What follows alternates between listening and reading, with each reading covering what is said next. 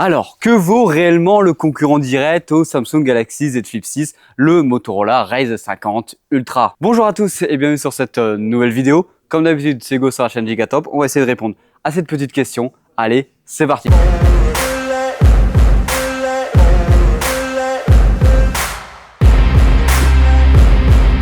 Bien sûr, comme d'habitude, n'hésite pas à t'abonner et à liker pour avoir plus d'autres vidéogrammes sur ce genre de sujet. Alors bien sûr, ne t'inquiète pas, je vais pas te faire, comme la plupart des gens, te relater la fiche technique de ce produit. Tu la connais déjà, on la connaît tous. Bien sûr, sur la chaîne, tu pourras retrouver aussi une autre vidéo qui parle du Razr 50 Ultra en comparaison avec le Z Flip 6.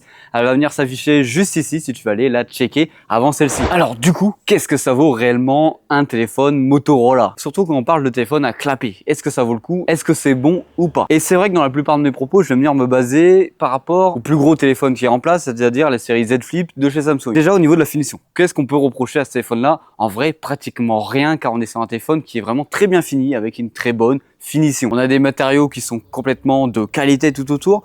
On a des bordures qui sont totalement brillantes. Allez, seul défaut qu'on peut retrouver sur les bordures, selon moi, c'est qu'ils ne soient pas plates. Ils ne suivent pas trop la tendance actuelle, mais ça donne un aspect assez fin au téléphone. Même si je te rassure, ce téléphone-là n'est pas plus fin qu'un Z Flip. Alors sur la version que j'ai prise, moi on est sur la version pêche et à l'arrière on a un effet cuir qui à mon avis ne va pas très bien durer dans le temps. À mon avis, une petite rayure sur un petit caillou ou un ongle vite fait ou une petite bague connectée, à mon avis l'arrière du téléphone sera marqué très vite et au bout d'un an, à mon avis, ça va pas tenir. Bon, après, ça, c'est pas une reproche à ce téléphone-ci, c'est la même chose sur tous les téléphones avec un simili-cuir derrière. Allez, deuxième reproche que je peux reprocher, mais c'est vraiment très petit.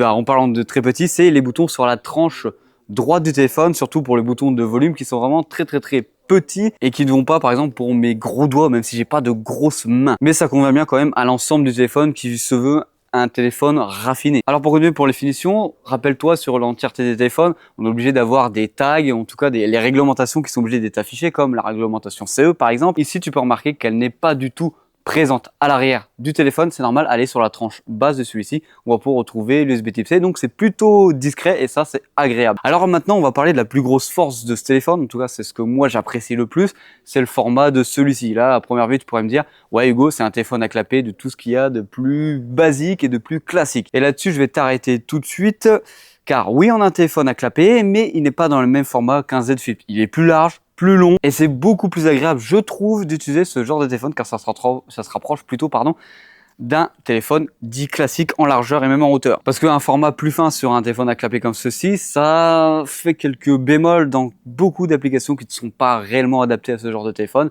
Bon, là-dessus, je te rassure, il y a quelques applications qui ne sont pas adaptées, surtout en vidéo, mais c'est tout à fait normal car on filme en 16:9 et non en ce format d'écran. Vu que le téléphone est beaucoup plus large, on a vraiment l'impression d'avoir quelque chose en main et c'est pas quelque chose d'inhabituel. Alors sur ce format-ci, il y a autre chose que j'apprécie beaucoup, c'est l'écran externe de ce téléphone. Moi personnellement, j'apprécie beaucoup plus d'avoir un grand écran comme ça à l'arrière plutôt que les écrans qu'on a sur les Z Flip 6. Même si on sait qu'actuellement Samsung ne va pas du tout se diriger vers ce genre d'écran sur le Z Flip à l'arrière. En tout cas, c'est ce qu'ils nous ont annoncé. Mais en tant que client, je trouve ça beaucoup plus appréciable d'avoir un écran comme ceci. Ça fait beaucoup plus moderne. Alors là, tu pourrais te dire, oui Hugo, on a un plus grand écran à l'arrière. Est-ce que l'entièreté de l'écran est utilisable avec les applications? Je vais te le dire tout de suite, non.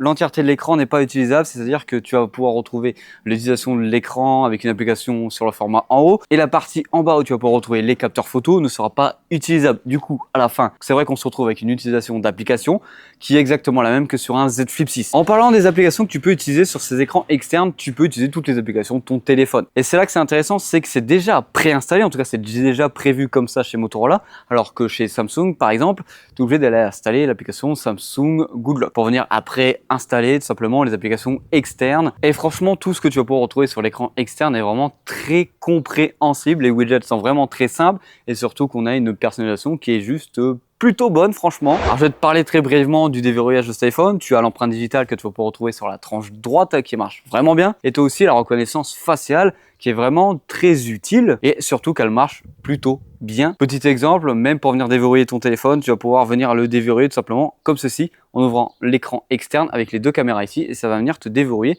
tout simplement ton téléphone. Comme ça, quand tu détectes un peu une notification, tu dis « Oh, elle est pas mal », ça déverrouille ton téléphone et quand tu viens l'ouvrir, bah, ton téléphone est déjà déverrouillé. Donc ça, c'est pas mal du tout. Maintenant, petit aparté, je dirais même plutôt grosse aparté sur la partie photo. On est sur ce téléphone-là sur le meilleur compromis, je trouve, sur les téléphones pliants à clapet qui ne possèdent que 2 capteurs. C'est-à-dire venir prendre un capteur principal et un téléobjectif dessus. Ici, on est sur un téléobjectif x2 qui nous promet un zoom plutôt intéressant par rapport aux autres téléphones pliants. Alors, je t'arrête tout de suite. C'est pas avec ce téléobjectif-là que tu vas venir rivaliser, par exemple, avec un S24 Ultra ou d'autres téléphones ultra haut de gamme. Alors, sur l'entièreté des clichés, c'est plutôt bon. Seule remarque qu'on va pouvoir dire, c'est que je trouve que les clichés sont un petit peu, mais un chouïa, trop surexposés sur la plupart des photos. Par exemple, quand je vais venir prendre des photos de ma personne, je trouve que je suis trop bronzé par rapport à la réalité et sur, comme par exemple aussi mes lèvres, eux sont beaucoup trop rouges, comme si j'avais mis du rouge à lèvres. Sur la partie vidéo, ça le fait un petit peu, mais beaucoup moins. Alors en zoom x1, en vrai, c'est plutôt très bon, c'est très utilisable, même jusqu'au zoom x2, c'est très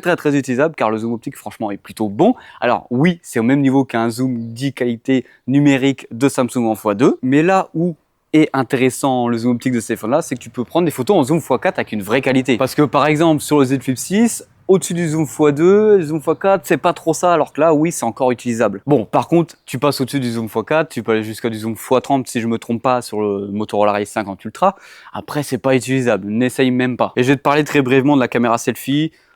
Allez là sans être là parce que bref, franchement, utilise les caméras externes sur ce téléphone-là parce que la caméra selfie, elle est pas folle. Bon allez, je te montre très rapidement des vidéos que j'ai pu tourner avec. Allez, c'est parti. Bob.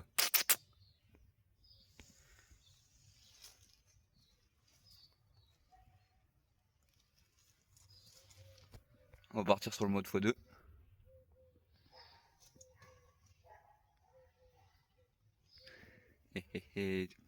T'es content, Bob, hein?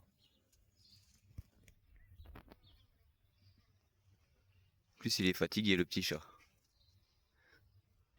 Alors maintenant, je vais te parler très brièvement de la partie logicielle. Comme j'ai pu te le dire en début de vidéo, sur la partie logicielle, on a énormément de parties qui viennent de Google classique. Quand je te parle Google classique, ne t'inquiète pas, c'est pas le Google, en tout cas l'Android d'il y a 6 ans. Je te parle ici plutôt de Pixel UI. Il y a beaucoup de traits qui viennent d'ici et c'est pas pour me déplaire car l'interface Google, elle est juste vraiment très simple, très jolie et très facilement utilisable. Franchement, ça t'amène une atmosphère assez agréable lors de l'utilisation, en plus de tout ce que Motorola apporte sur sa surcouche. Car on est sur un téléphone qui est vraiment très personnalisable, sans devoir rentrer dans les détails comme chez Samsung avec une grosse application de Good Luck. On peut venir modifier la police, les icônes, les couleurs, etc. Vraiment les trucs de base, mais avec un raccourci beaucoup plus facile à utiliser, que ce soit sur l'écran principal ou même l'écran externe que tu as juste ici. Bon allez, si je devrais trouver un petit bémol niveau logiciel sur ce Motorola, c'est quoi? C'est que par exemple sur les applications comme Snapchat ou encore Instagram, quand je vais venir prendre une story ou un snap, ça ne va pas prendre l'entièreté de l'écran et c'est tout à fait normal car on prend des photos en 16 neuvième et l'écran n'est pas en 16 neuvième. Donc ça va venir te laisser un espèce de carré noir en bas de l'application. Et ah ouais, je me pose aussi une question, elle est où l'intelligence artificielle dans ce téléphone? Parce que côté Samsung, on a quand même Galaxy IA qui est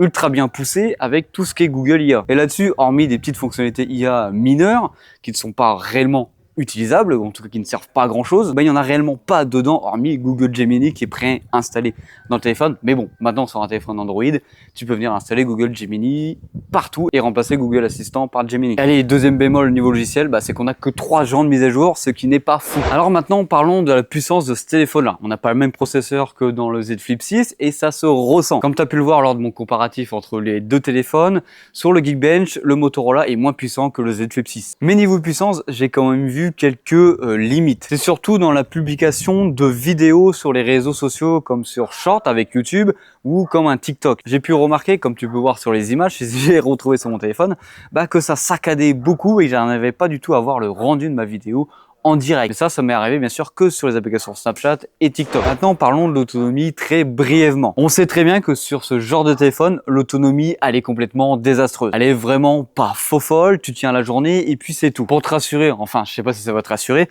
mais ça tient plus longtemps qu'un Z Flip 5 qui n'a pas déjà une autonomie folle mais qui tient la journée. Mais ne t'attends pas à des performances de fou niveau autonomie. Seule chose qui est ultra bien, en tout cas sur l'autonomie, en tout cas la batterie de ce téléphone, c'est la recharge rapide où tu peux venir recharger ton téléphone en moins de 50 minutes. Et ça, c'est bien au-dessus des autres téléphones pliants qu'il y a sur le marché en France, c'est-à-dire le Z Flip 6. On arrive sur la fin de cette vidéo. Comme d'habitude, je vais bien avoir ton avis en commentaire sur ce téléphone-ci. Très surpris du téléphone Motorola, je m'attendais pas du tout à ça. Bon allez, comme d'habitude, c'était Hugo sur la chaîne Gigatop. Allez, bisous.